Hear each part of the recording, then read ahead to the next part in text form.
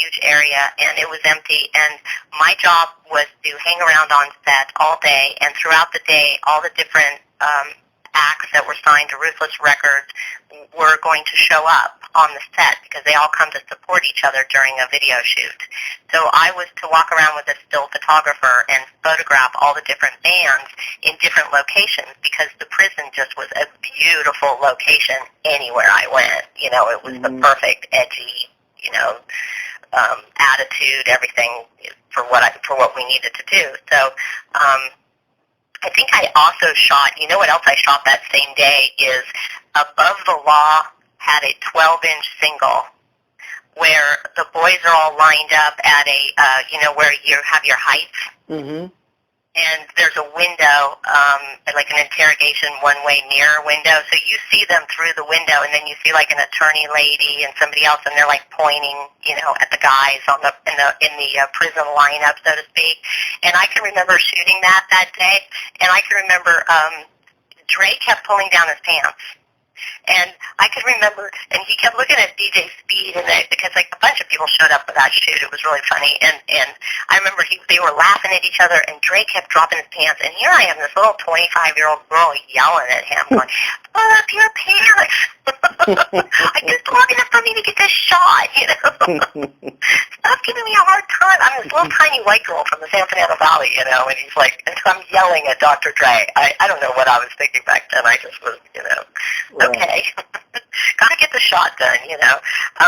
But later that evening, there was a gentleman that was in a wheelchair like I had never seen. It was a scooter. It was the kind where it had like a shaft up the middle, and he straddled it, and it had like handlebars. It looked like a scooter. I had never seen a wheelchair like that.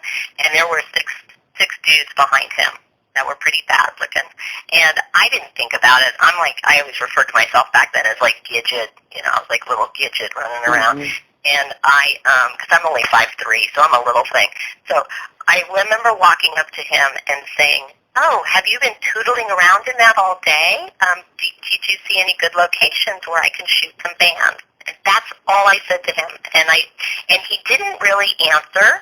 And he kind of snickered at me, and the six guys behind him got really tense, you know, really tense, and like stood up straight. And at that point, Jerry Heller, who was the manager for NWA, he walked up to me and he whispers in my ear, and he says, "Helane, go home."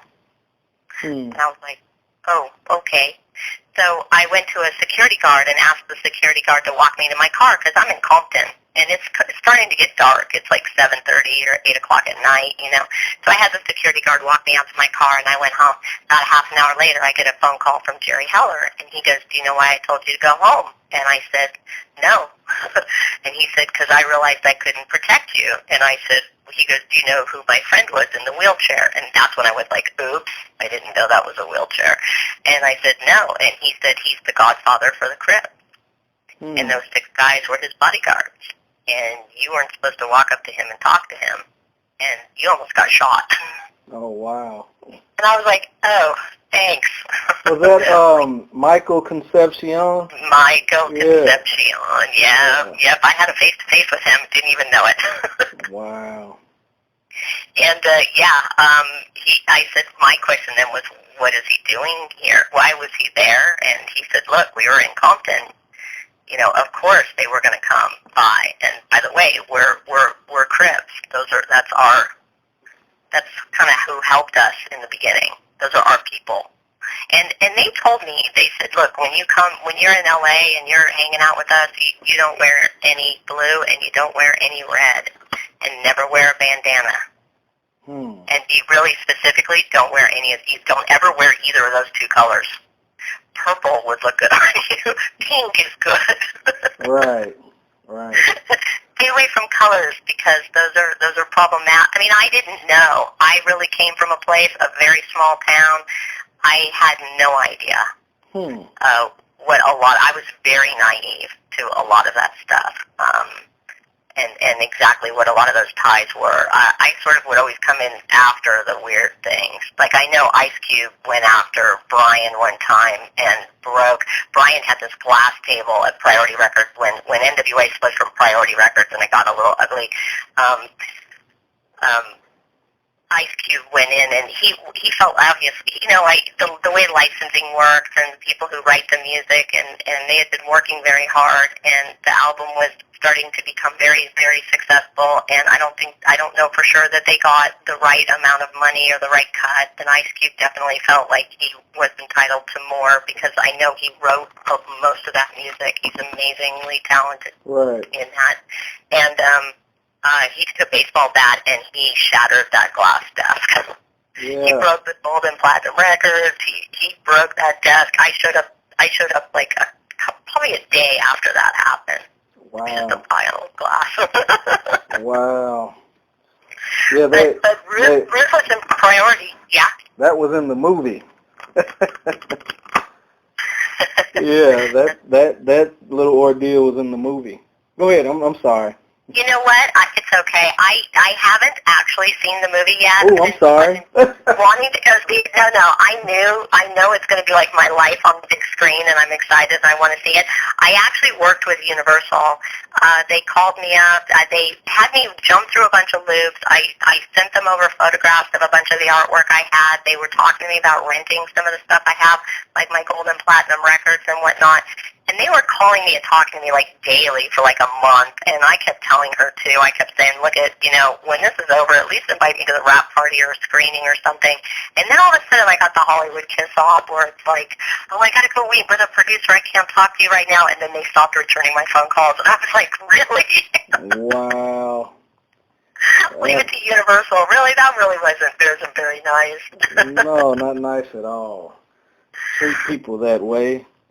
Yeah, I know, and I was really willing to help them. I mean, I even told them, I said, you should hire me to do graphics, because how cool would that be if you actually had the girl who did the graphics do the graphics for your movie? Right. But, yeah.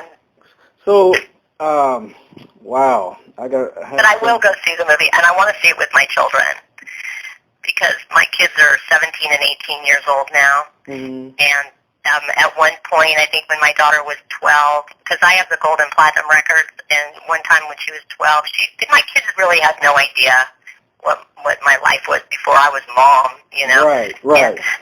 And she had a friend that came over, and he looks at that album, that platinum album, and he looks at my daughter, and he looks at that album, and he goes, "This is your mom?" And my daughter goes, "Yeah." And he goes, "That's NWA Straight Up Compton.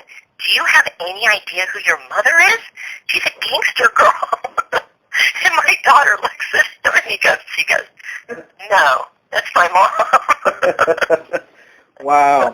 Okay, let's talk about the album cover, Straight Outta Compton. Okay.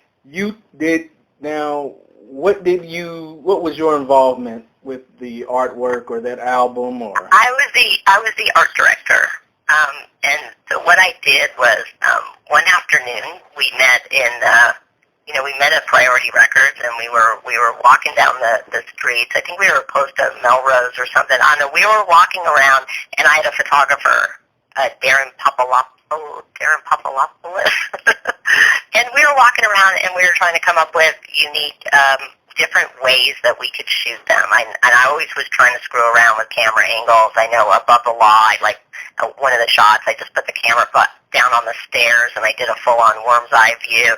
So the idea was when we shot that album cover, the idea was, okay, Darren, lay down on your back, and have the boys just lean forward as if they just jumped him.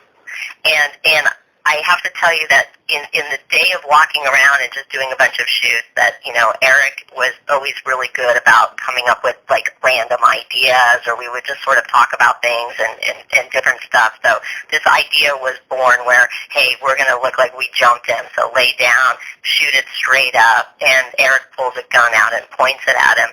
And luckily it was pretty grainy, because shortly after that there started to be some issues with music and the rights of explicit lyrics, and the fact that Eric pulled this gun out, and there was issues with video games and first person shooting.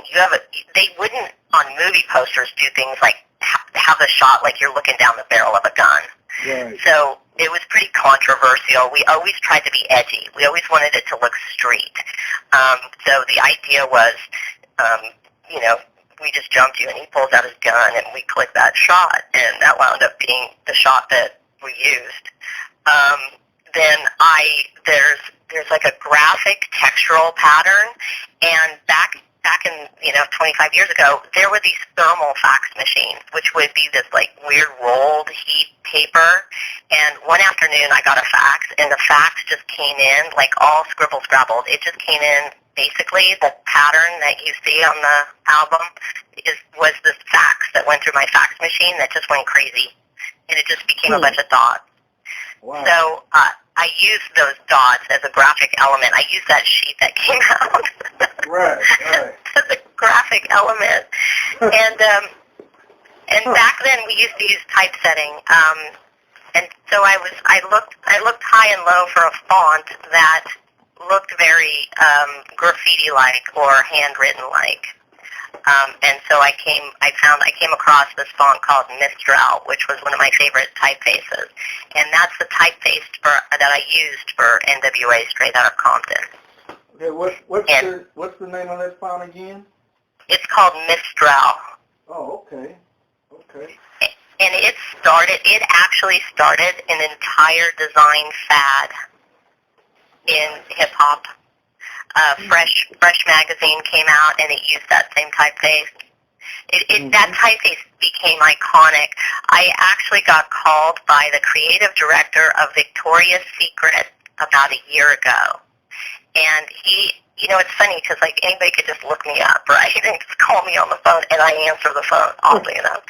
And he calls me, and he's like, "You're the girl who was the art director for Straight Outta Compton." And I go, "Yeah." And he goes, "And I can just pick up the phone and call you." And I go, "Yeah."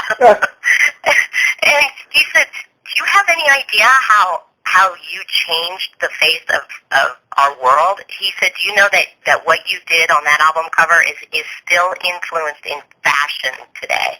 Wow. You are an influence in fashion today, something that you did 25 years ago. And that typeface and that edginess. And, he's like, "Did you have any idea that you were doing that?" And I said, "No." It was kind of just another day at the office. Yeah, I mean... I didn't know it was going to go, and it was going to just become this whole big, thing. I was like, "Oh, okay, I got to start a trend. Yay!" Right. You definitely were involved in something that's... this movie is like the #1 movie 2 weeks in a row. Which I know. is unheard of for an urban...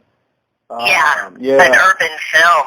Action, right. Live action film and drama, and dealing with those types of themes. Never before in America has this happened. So, but like I said, they really had an important message.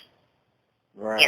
That they needed to get out back then. And one of the things was the Village Voice in New York. I remember we did a big trade ad in Billboard magazine as a rebuttal, because Village Voice published an issue that had a picture of NWA with a stamp on it that said the FBI hates this band. Because the FBI was sending them letters trying to censor them. Right.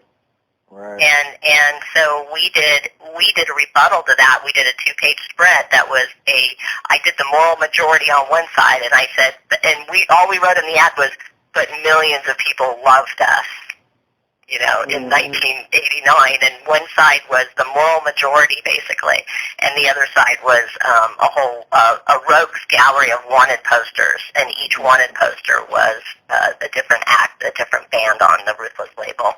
Right. Wow. And that's how we responded to that Village Voice front cover and their article against NWA.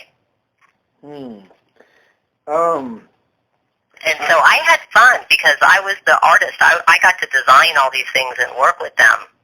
And also we did it through CBS Records, and they brought me into CBS Records when instead of Priority they were going to do distribution through Epic and CBS, and I got thrown out of the art director's office.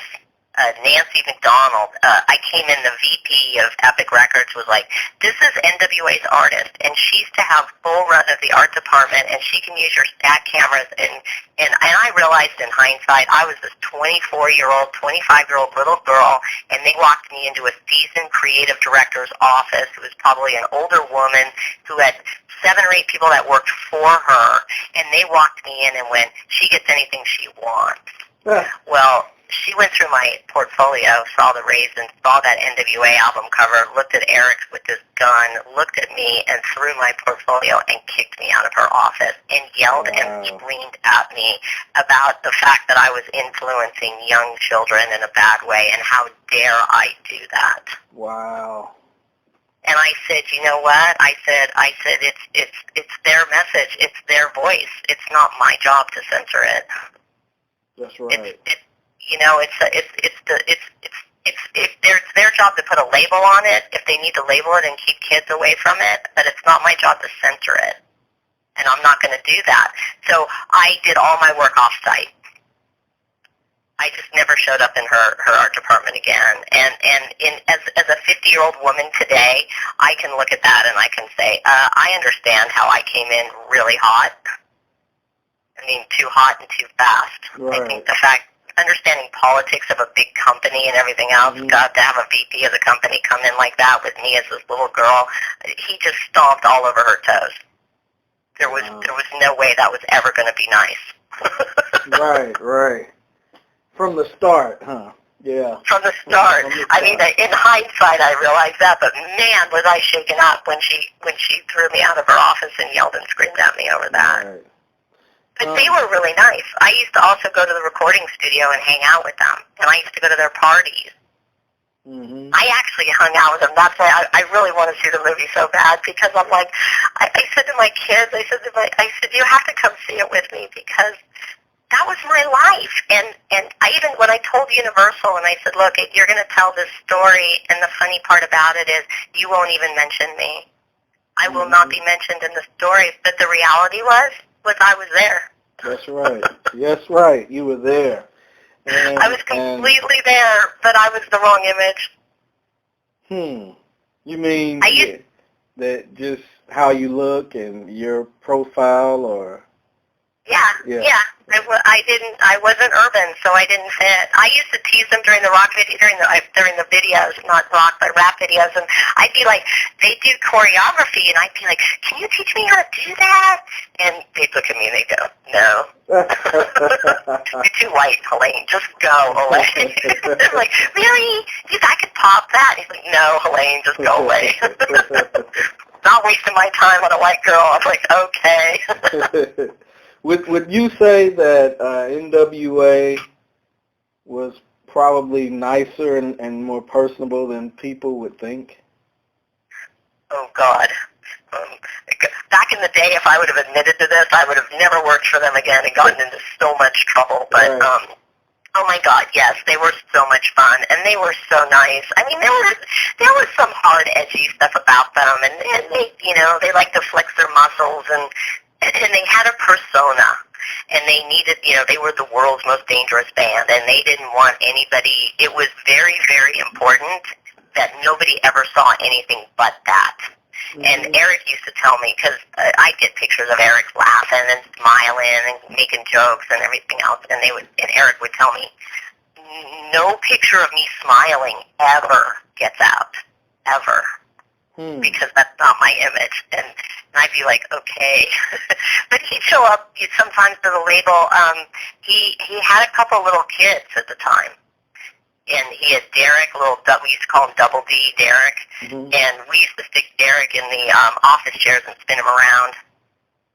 They were, to me, they were really nice guys. I would hang out with them, and we would all goof off. And they were just like, I would forget that they were gangsters, or that they had come from South Central Los Angeles. I mean, after a while, Eric bought a house in Westlake just down the street from my parents.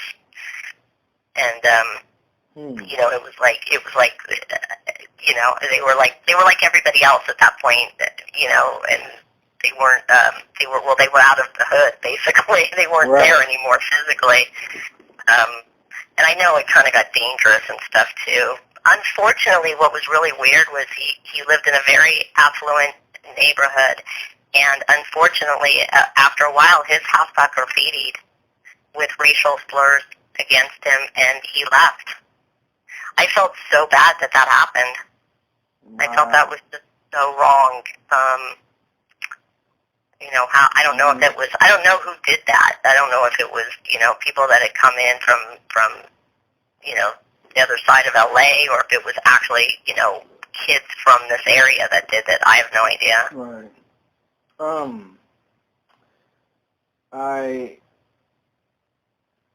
As far as how you feel when the split came between Ice Cube and the group, did that sadden you in a way to see them divided like that? Absolutely. Yeah. Absolutely. I was very saddened with every time there was a split. Every time there was a split and a war, and it just profoundly changed everything. I was always very sad. When Priority and Ruthless split, I freelanced a little bit for both, maybe for like a month, and then Brian called me in and he said, look, Helane, we love you, but we're not comfortable with you working for us and working for them, because we don't want anything that we're doing to ever wind up over there and vice versa. So we've decided to give you ownership to NWA or to Ruthless Records. So at that point I started working more exclusively with Ruthless and no longer with Priority.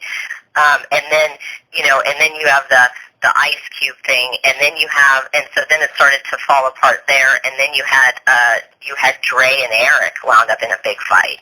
Right. And after Dre and Eric fought, I actually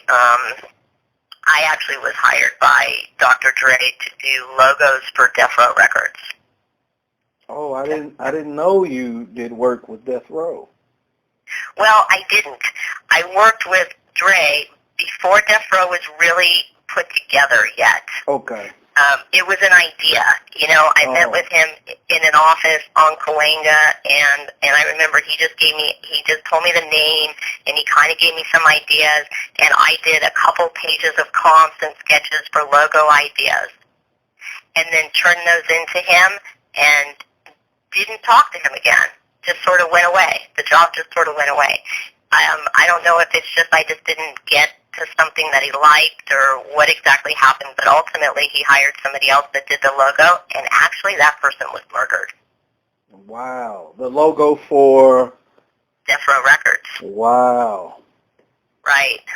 Because there was a lot. I mean, now you start to get into Suge Knight, Dre. There was something with Eric where Eric was like kidnapped and beaten up when Dre and Eric split. And Eric used to always really protect me.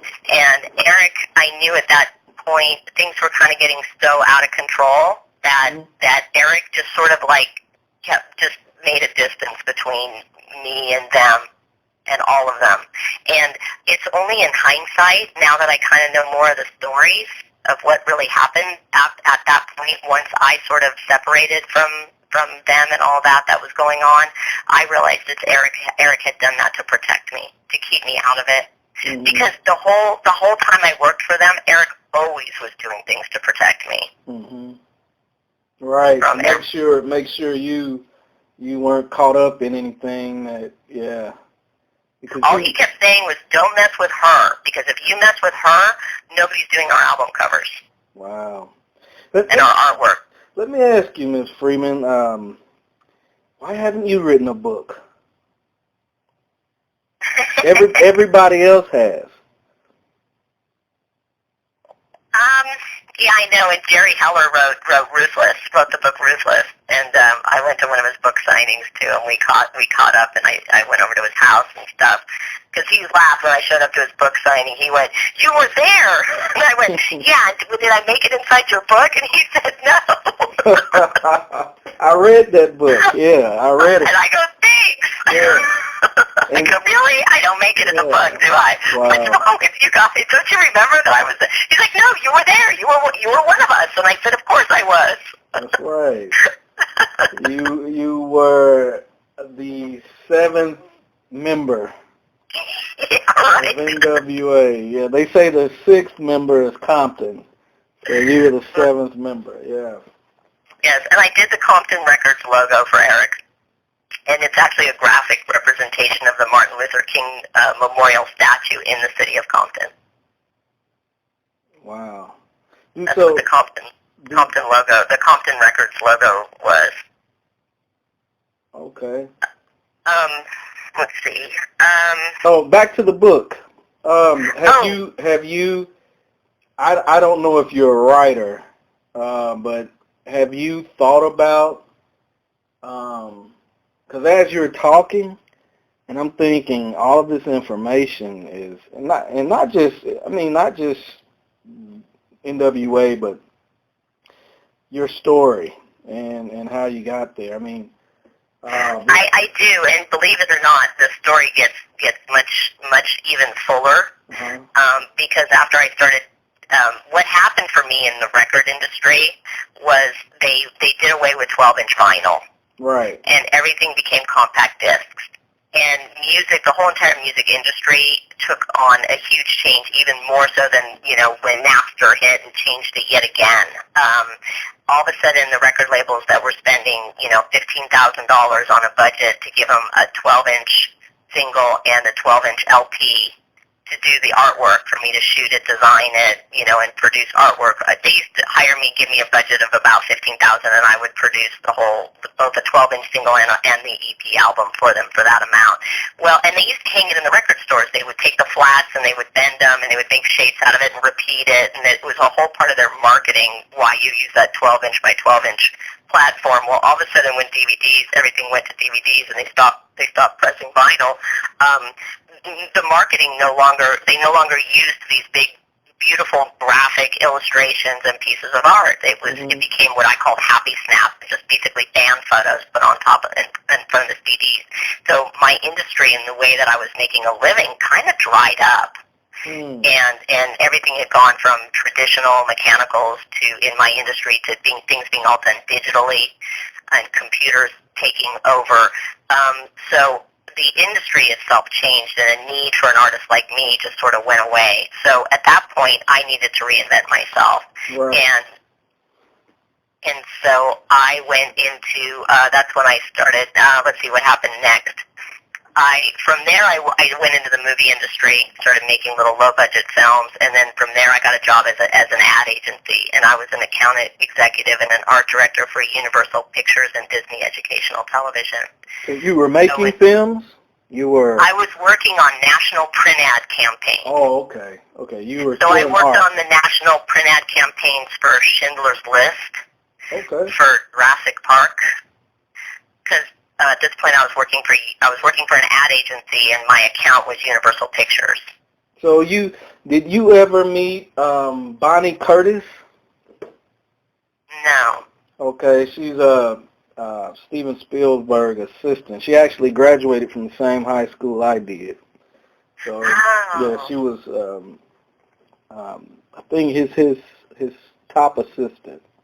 I met Kennedy, who was one of his producers. He used to do a lot of producing for Spielberg, a chick. And then the other one I met was, I met Ivan Reitman, because I got to work on the Beethoven stuff, and I redid this Northern Lights logo. I loved Ivan Reitman. He was cool. And I did, for Universal, I did Spielberg's 25th anniversary congratulatory trade ad that ran in Daily Variety and Hollywood Reporter. Oh, wow. For Spielberg, yeah. And I worked on Back to the Future 3. I worked on some of that national print ad campaign. That was Drew Struzan, who was the illustrator. He's also somebody who I've studied under. He did all the Harry Potter movie posters. An amazing illustrator is Drew Struzan, one of my absolute favorites. So I went from music into movies and doing movie campaigns and movie promotion type stuff. And then from there, I wound up having kids, and I stopped working at the ad agency, and I started freelancing again. And when I went back to freelancing, it was at that point I did about 10 years at Disney. I did freelancing for Disney. So I started with that. So I've done, like, you'd have to look at my IMDb. I think I have about 25 television shows listed. Mm-hmm. Everything from That's So Raven to Corey in the House to Sweet Life of Zack and Cody, Sweet Life on the Deck, to the whole 4 years and 3 seasons of Hannah Montana. So what type of work did you do for them? I do a lot of the background artwork and props, signage, any kind of graphic sort of a thing. I did Hannah Montana's CD cover for the Hannah Montana television show. Oh, okay. And I did the tour jacket, and I did, artwork that hangs on the walls. I did if they're in a school and they've got posters in the background, I would do those. And Disney loved the live action stuff to feel like cartoons. But I always laughed when I turned the CD cover in for Hannah Montana. I got called by the set designer, set dresser lady, and she called me on the phone and she goes, "Wow, everybody really loves the CD cover. We all think it looks so real." And when she said that to me, I laughed. I did exactly what she did. I laughed, and I said, before I started working for television, do you know I did over 100 record album covers? Right. Like you just started yesterday, yeah. It's like, I don't know if I would know how not to make one look real. Right. It looks so real. That was like one time I did a logo and all the signage for a restaurant in Redondo Beach called Coyote Cantina, and the client was the production designer that I would do all these Disney shows for. So I was doing this logo and everything, thinking that I'm doing it for a television show, and all of a sudden the business cards came in with a real phone number, and I said, yeah, isn't it supposed to start with 555? Like all telephone numbers on television start 555. And he looks at me and he goes, "No, this is a real restaurant." And I'm like, "Oh, I thought this was part of a TV show." like I wouldn't design it any different. I mean, TV's got to look like a real deal, so why would it be any different? Right. But I just thought that was so funny. I was like, "Oh." Right. I didn't realize. But I did also, you can't publish this one because I signed a non-disclosure, but okay. I'll tell you a couple off-the-record things.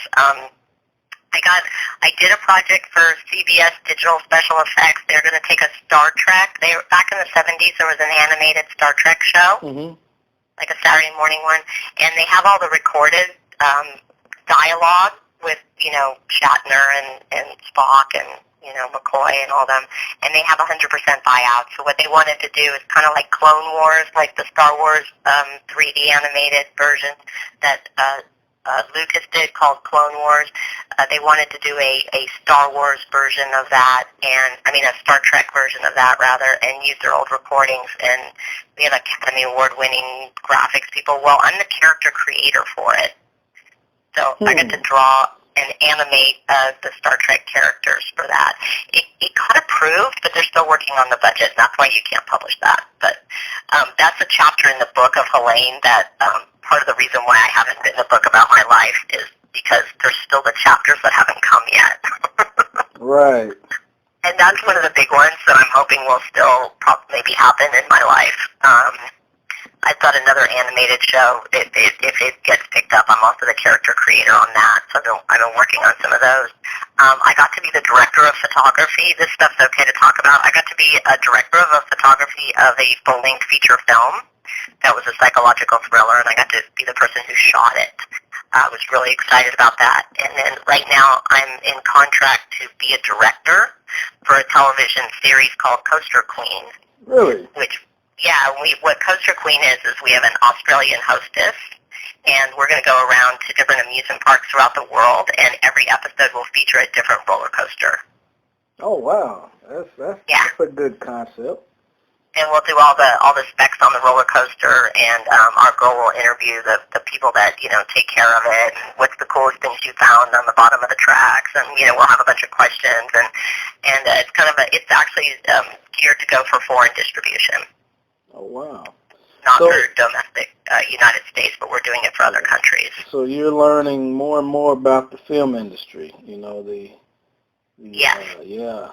So do you see yourself playing a bigger role in the film industry on the business end, or you just would like to sort of stay more on the artistic side of things? Well, everything I've done, for me, it's one and the same. It's all a creative process. Right. I did write a TV show that got, I had a showrunner, and it went to a bunch of different networks, and I got notes back from different networks and things of that nature, which I was pretty proud of, that it actually took on a path that far. And it went, you know, it had a life of its own, and I did write it. Let's see, what else have I explored? I've done some event photography. I went to NAMM, and I got to shoot like Blue Oyster Cult and some really great bands. They're rock legend bands, and I just did it as an event photographer, and got to shoot photographs. Let's see, what else have I done? I just, you know, I love it all. I love it all. I just got to do a production company sign-off, which is that little 2-second, like, sit, ubu, sit thing. Mm-hmm. Or I wrote this, or, you know, I just did one of that for one of the producers to work for on Hannah Montana. Oh, I did a bunch of work on anger management. Oh, with with Charlie Sheen. Yeah, okay. Yeah, that's not on IMDb, by the way. I haven't touched IMDb in a couple of years because I'm non-union. They don't like me working. But really, so I gotta wait till everything wraps before I put it up. And anger management has wrapped, so I do need to put up that credit and some other ones that I have. Yeah, and actually the front of the book is a drawing I did of Charlie Sheen for the TV show. Mm-hmm. And I woke up one morning and the production designer had it framed on my front porch, and Charlie Sheen had signed it for me. Wow. So that's Do Home Genius, and then it's XXO Charlie Sheen. That's the front of my book. Do they not know who you are? Pardon? I said, do they not know who you are to not want you to work because you're non-union? They didn't get the memo. No, they don't really know who I am, though. When you're an artist, well, my joke was I'm the world's most known unknown artist. Right. And it's kind of a bad joke, and I really started realizing Disney was doing it to me very bad. Disney made me a legally paid art forger. Disney was pretty notorious for saying, you know, can you draw this like Roy Lichtenstein? You do an Andy Warhol, and you do a Norman Rockwell, and we'll put it on the set, and we'll sell it to the viewing public that these famous people painted it, and they don't give me credit. That's not good. It's not good. So I kind of realized I needed to fix that. Yeah, that's... And that's been me lately, is I'm actually been working very hard in trying to get more awareness of the fact that I am this person and that I have created all of this work. And not only that, but created a lot of work in a lot of different industries and a lot of different genres. Because I also did a Frank Sinatra album cover. Oh, did you? Yeah. Wow. Now, what project was this? I did one called Radio Years.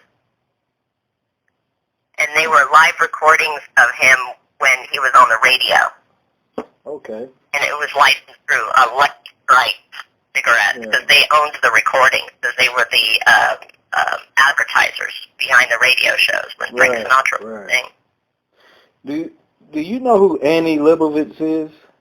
Oh my God! Yes, I know who Annie Leibovitz is. I have some of her books. She's amazing. She is. You're like you're what she was to her generation. You are that to us. Thank you. I mean, that's how I see you, and you know, you're art, and everybody, and every generation has those, you know, those types of people that have, and my grandfather's generation was Gordon Parks, you know, and he shot Great Day in Harlem, you know, back in the 50s or whatever. So wow. You know, so I think you're that for our generation, and it doesn't matter in my mind. It's not the quantity of projects that, I mean, you weren't on LL Cool J's art direction or UTFO or Two Live Crew, but you happen to be on the involved in the right projects at the right time, and so that's what makes it important and solidifies your position. And I think music history and specifically and in general, yes, in general music history and specifically hip hop history. And so it's a great thing. Yes, I'm honored. I'm honored to be a part of it. Yeah. All I ever wanted to do from the time I was a little girl was I wanted to influence the world and leave the world a visually more beautiful place. Right. And you have. And I feel like I've done that. I feel like I've left my mark, my visual mark on the world, whether people know it or not. I think at one point we figured out that pretty much almost like maybe 1 out of 6 people would not have seen a piece of my artwork. I mean, I think maybe even more because I've done such different genres and such vast variety of work. It would be hard to be in the United States and be 25 years old and not have seen my artwork. Right. In one capacity or another. And yeah, I didn't know you were involved in so much. That's wow. Well, and here's one of the bigger things. I am now working on becoming a fine artist and making that transition. And my work is represented in the Verdict Art Gallery in Cape Cod. Oh, wow. My oil paintings. Are any of those online? Yeah, my oil paintings are, if you just go to my name, HeleneFreeman.com. Okay. Those are my oil paintings. Look at your oil paintings. Okay, well, now... They're waves. They're seascapes. Okay. Now, I'll tell you about my book. Yeah, let's talk about that. Mm-hmm. Yeah, my little book story. Back in 2010, I started an email blast campaign called A Drawing a Day by Helane. And I remember that. I remember that. I used to get those emails. Yes. Did you used to get those emails back in the day? Okay, yes. You'll love this. You'll really, really appreciate this. Yeah. So I had started that email blast back then with 50 subscribers. Mm-hmm. And it was before they really had the software to properly send out like bulk email like they do now. And so I was doing it by hand. And in 9 months, I went from 50 subscribers to over 1,000 subscribers. And wow. I wound up in that period of time blowing out 3 email servers. I was no longer getting email because every time I would send this thing out, it would just shut down my servers for my email account. Wow. So I ultimately had to stop, unfortunately. But I had been drawing in these sketchbooks for years, and they were sitting in my bookshelves, and I realized nobody was ever going to see them. So I started to do this, challenge myself to draw every day, and to take the 5 best drawings of the week and to send them out every week in an email. And so that's what I did. And it wound up going across the country. I had a couple universities get a hold of me and tell me, the kids told me that they took on the challenge, that they were challenging themselves to draw every day along with me. It was kind of funny. But it was a great thing. So what I did this last year was I just took a selection of some of those drawings that I had published and had sent out in those 9 months of email blasts, and I published them in the book. Wow. And the first few pages is me telling the story about the email campaign and how it started and how it grew so big, so fast, and how it really became a thing for a while. It was really Cool little. Yeah. It had legs and it started to walk. Right. Okay, now, I want to go to Amazon and purchase this book, but how can I get you to sign one? I want to purchase the book, but I'd like to have it signed. So is that? I'll tell you what you do. Instead of purchasing it on Amazon, and it's $20 on Amazon plus shipping. Mm-hmm. If you write me a check for $25 and put it in the envelope that you mail me the copy of the magazine that you've got my article in. Yes. Throw a check for $25 and I will sign you a book and mail it to you. And give me your address. Okay, that'll work. Your mailing address. Okay. And I will mail you a book. And I'll sign it to you. I appreciate that. Yeah, that. No, I appreciate that. Thank you. No problem. Let me see. I have some.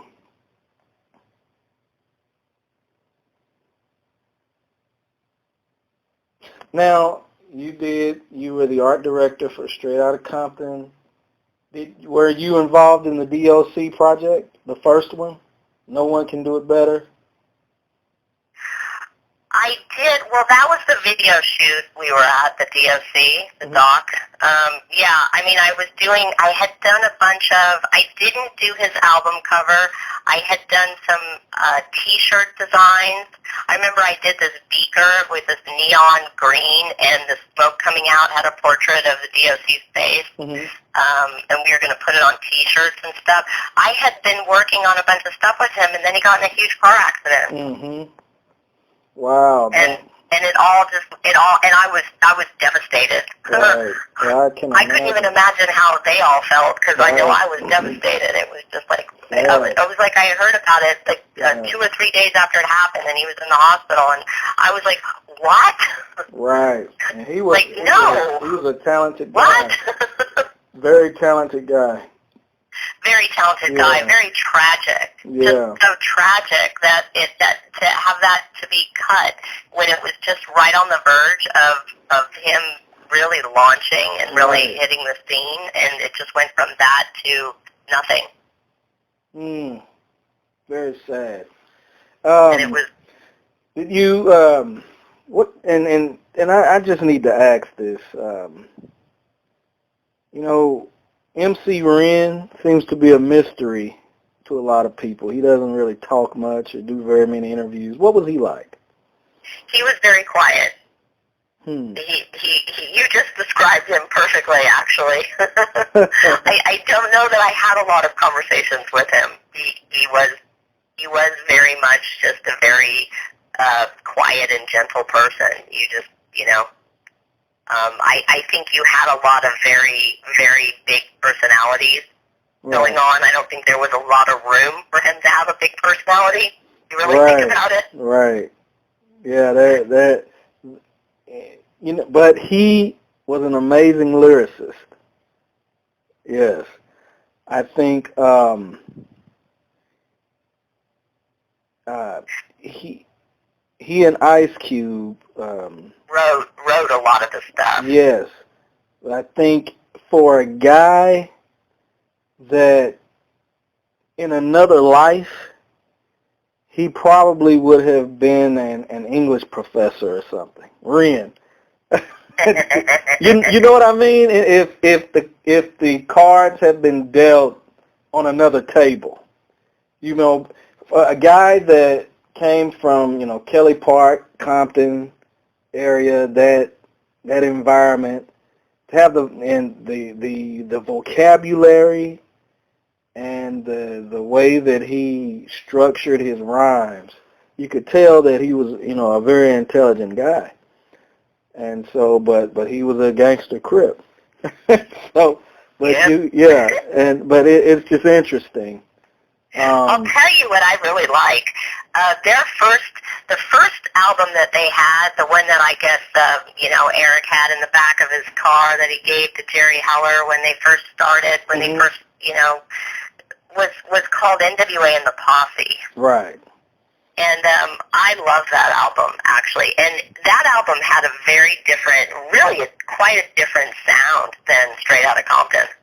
It did. It was, but NWA and the Posse was a little bit more bubblegummy. Yeah, it was more. Yeah, it was more fun type deal. It was more fun. It wasn't quite as hardcore gangster. Right. It was interesting that they went from the one to the other. Yeah. I always found that kind of fascinating that it really actually started with that NWA and the Posse. Now I did a remake on that. There was a guy in there that they didn't like, and so they had me redo the album cover, and they had me like literally put a black box over the guy. Wow. And write like featuring, different songs and different things, and so we repackaged that album. We took the artwork and then sort of repackaged it. Oh, yeah. You know what? I noticed that years ago that there are two different covers. Yeah. Yeah, that's interesting. Okay. If you get the one with the black box, that's an original. That thing's probably, I don't know if people realize it, but that's a more valuable one. That's a very rare one. Because then we remarketed and mass-produced it with Priority Records. Wow. And that was the one where they're like, Eric's like, I hate this guy. Just get rid of him. Wow. Well, Ms. Freeman, it is, I'm sorry to have taken up so much of your time. It is. Are you kidding me? It's my pleasure. It's almost 11:30 my time. Now, I may have some more questions for you, if that's okay. Not very many. Absolutely. Yes, ma'am. You can call me anytime. I'm usually around. Okay. And wow. And if you don't get me, leave a message and I'll call you back. Okay, I'll do that. I'm trying to think of how. I'll tell you one off the record story. Okay, off the record. Off the record, you can't publish this one. Okay. Because I don't want him to get. I mean, this is kind of a real personal one, but I'll tell you this one. This one was one that really always stuck out in my mind. Okay. I was in the offices. I was in the Ruthless Records offices, and this was after they broke from Priority and stuff. Mm. And Jerry Heller used to like to. He always kind of felt like he had something to prove to the boys that would hang out, and sometimes there was just a lot of crew, just a lot of random people that would show up and hang out in the offices or whatnot. Mm-hmm. And so there was some. Well, I don't remember offhand exactly who was there, but I remember that Jerry Heller was he was trying to prove himself. So he took me and he grabbed both of my arms, put them up over my head, pinned them over my head, and put a knife to my throat and told me to take off all my clothes. And I laughed at him, and I pushed him away. And I told him he would have to have a much bigger knife. I don't know how I had the nerve to say these things that I did when I was 25, but apparently I did. And I told him, I pushed him away, and I said, you have to have a bigger knife, and I made a joke out of it. Well, he went over to the desk, and he pulled out a knapsack from underneath the desk, like a backpack sort of a thing, or a overnight bag or gym bag. It was like a gym bag. Picks it up, sticks it on top of the desk, opens it up, and he pulls out a gun, and he lays the gun on the table, and he says, is that a big enough knife for you? Wow. And at that point, Eric says to him, stop it. Wow. Cut it out. He's like, if you do that, she's not going to do artwork for us. You leave her alone, and I kind of realized, I sort of played him off. I thought he was all show. Right. So there was one time I was at a party over at his house, and it had winded down, and I realized that I was now alone. I could have the opportunity to be alone with Jerry Heller, and I really wanted to see what he was really made of, and if all this harassment and him, kind of picking on me like that, if it was anything behind it, or if he was just really trying to act like a big dude, Right. Act like he was something that he wasn't really. And so I sat there with him. We watched the producers, the old 60s, version of the movie Producers. He's like, you have to see this. We watched it together. We drank vanilla vodka, and he sat completely on the other side of the room. Wow. And never even made a pass at me at that point. And that's when I realized, oh, you know what? it's show for him. Right, right. He has to poke at me like that in front of people whenever there's people around because he has to feel like a big guy, you know. Right. So I think part of the tenacity that I had is, I guess at one level I sort of had tested him and realized that he was a pussy cat and he was never going to really hurt me or do anything. Right. You know, that he, in my mind, you know, he didn't want to seem like, I mean, if you look at him, he's an older, you know, he's an older man from, you know, a different, he's a white gentleman from another part of the tracks. He's responsible for bringing Van Morrison. He used to rep Van Morrison, and he's responsible for bringing Elton John into the United States. Really? Oh, yeah. Jerry Heller is a hugely famous badass dude before he ever met Eric. Yeah, right. Oh, yeah, I realized that. And, I mean, because he was friends with Clive Davis from what I heard. Yeah, I mean, he was big time. Yeah, but he didn't want to appear that he was totally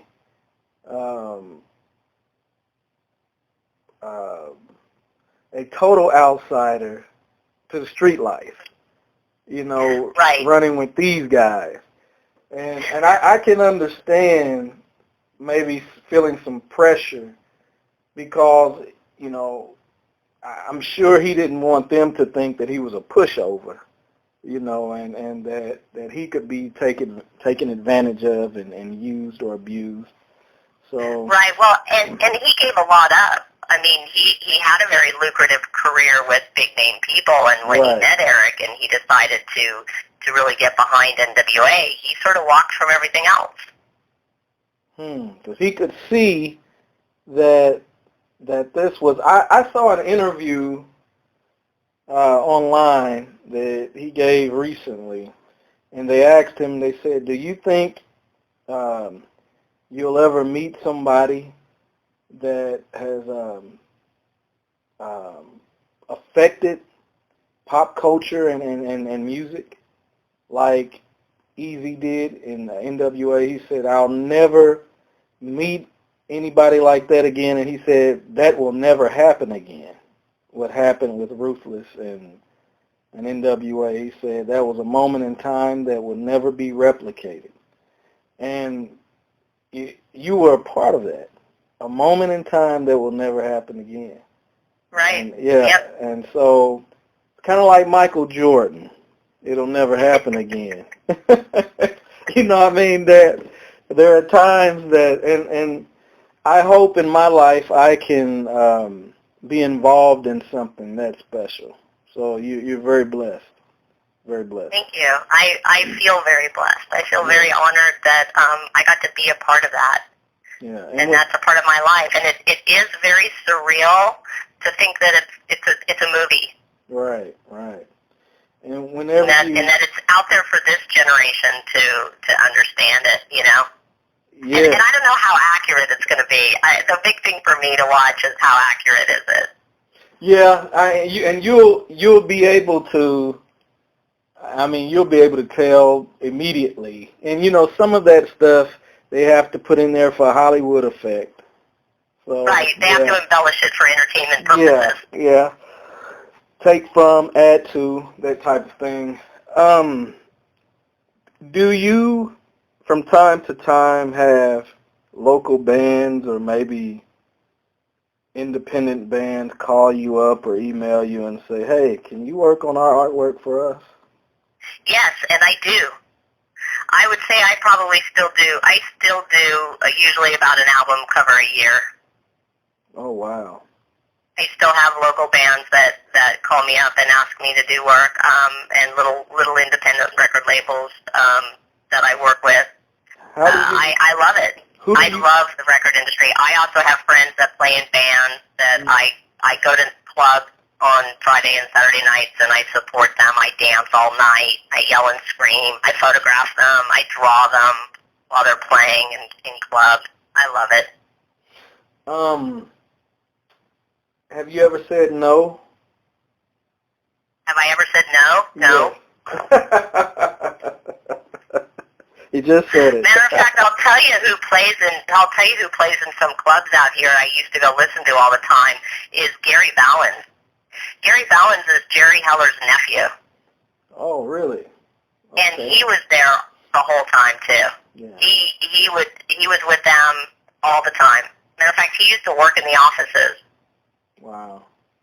Now, And he was still a little bit older than me, but I think I was like the baby. Right. I think I was the youngest, but he was a little bit older than me, but younger, obviously younger than Jerry. And he plays the guitar and sings, and he plays at like there's a little local pub called the Chipwick, and he plays there. There's 2 or 3 little clubs in the valley that I believe he still plays at.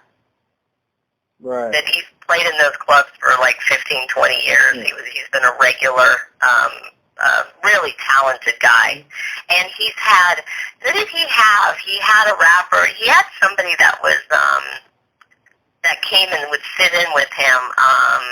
I don't know, maybe it was the horn player for the Faces? One time I went to this party, and I was probably the only white girl there, and there was one other white dude. And he kept getting me, Jimmy Z, that's it. And Jimmy Z would sit in with him. And this white guy, all night long, he kept giving me drinks, because I think he felt like we should stick together, him and I. And then at the end of the night, Jerry Heller says, hey, do you know who my friend is that keeps giving you drinks? And I said, no. And he says, he's Jimmy Z. He was a horn player for the Faces, for Rod Stewart and the Faces. Wow. And I was like, oh my God. Wow. Now I have one more question for you for the night, and I'll let you go. And thank you so much for your time. And you're a very important person to our culture and to popular culture. Period. Not just when I say I mean American. I don't mean a sectioned off urban part, but you're important person. I think the time is coming. Everything is not written yet, where you will get the credit that I think you deserve, and there'll be writers and journalists like myself who will be assisting in that process. Not that you're begging or asking for it. I mean, it's just there, and people understand important stories that need to be told, or else you're not really a writer worth your salt if you're not trying to tell the important stories that have influenced, popular culture. Let me ask you this. Well, thank you. Let me ask you a question. Do you want to write my bio? Autobiographical. I would love it. I would love that. Yes. I the whole time I was talking to you, I was just licking my lips like this would be my magnum opus, my first one. All right, well, come to California. Come spend some time with me. Write my story. You know what? Hey, that's an idea. But, Miss Freeman, I just found out I'm a father. Oh, congratulations. Thank you. So... oh, that's amazing. That's awesome. Yeah, he's, I don't know how it happened, but that's another story. Seriously, I just, it must be almost immaculate conception. That, like I said, that's another story. My last, no, I'm really serious. I would like to work with you on that, but anyway, we can talk about that later. Okay. Did people ever ask you, are you scared? That's an interesting question. I was never scared, and nobody ever asked me. But when I did that billboard double spread, the one where I told you about, where I had the moral majority, and then I had the Rogues Gallery of Wanted posters, and it was a double page spread that ran in Billboard. That's shot in a studio in Santa Monica. And part of the moral majority, I had my mother. And did I ever send you a copy of this? I can send this to you. Yes, please do. Please do. I'd like to see that. And anything that you think, if it means a lot to you, that you think would be important, pop culture wise, please send it through. And okay. We'll try to. You don't have to publish it. I'm just giving you a big picture. You'll go through all this stuff and weed out whatever works for your story. Okay. That's yeah. I get that. I'm not. Yeah. I don't. I'll just give you more. I want to give you more than you need so that you have a nice juicy stack to pick from. You know. Right. And you can publish any of the stuff that I gave you. I gave you some weird stuff of Eric during a photo shoot I did with him for an album cover that never got made, and we did all this prosthetics and stuff. It was cool. Nobody's ever seen those things. Those have never been published anywhere. Wow. Let's see, and I shot them so that I own those pictures. Those were done by my photographer. Is that the pop? Okay, so my mother showed up to this set, and my nephews, one of them was only 2 weeks old at the time, but I wanted her to show up dressed up like a PTA mom, okay? So there was all the different acts on Ruthless Records were in this big photo studio in Santa Monica Boulevard in West Hollywood. So my mom shows up to be part of the photo shoot. She tells me this story. I had no idea. She said she opened up the door and she walked into the studio. And she took one look at all these guys, probably above the law and NWA, and they looked like gangsters. They looked like gangbangers, definitely, when my mom walked in. And my mom took one look around, and she said it scared the crap out of her. And that she turned around and walked out of the studio and stood in the entryway in front of the door. And she said she had this conversation with herself. Oh my God, I'm so scared. I don't want to walk in there. And then she goes, I took a deep breath and I realized my daughter is in there somewhere. Wow. It must be okay. And she goes, and then I worked at the Courage and I walked in there, and they treated her like gold. Wow. When she got in there, they were like, oh, Mrs. Freeman, come have a seat, sit down. Oh, we love your daughter. And, all of a sudden she was part of the family. But for that moment, before she realized that they were all very nice people and that I knew them all, just to look at them, it scared her. It scared her right out of the room. Wow. We have to print some of that. Is that off the record too? No, you can print that. Oh, okay, because that's interesting. I like to pitch your story to that show that comes on Sundays on CBS. That would be a nice. I'm serious. That would be a nice profile. That'd be great. Well, that's all that I have right now, Ms. Freeman, and thank you again. And, you know what? Just call me Helane. Okay, I'll do that. Yeah, Helene is fine. You don't have to be formal with me. Okay. I'm excited. I think I'll be out tomorrow evening, but I'll be around in the morning. I'll be home Thursday evening for sure if you have any more questions. Okay, definitely. And you have 2 children? Yes. Okay. I have a 17-year-old and an 18-and-a-half-year-old. Oh, okay. Here's a funny one. How do you rebel from your liberal artist mother? Me. My daughter wants to be a criminal defense trial attorney. Oh. That's funny. Yeah, I started law school and dropped out. But okay. The only story really that I wanted to be off the record is the one about Jerry Heller, because I just don't think that that's really yeah, that's fine. I'm not into negative things, and that was kind of that's fine, and we won't.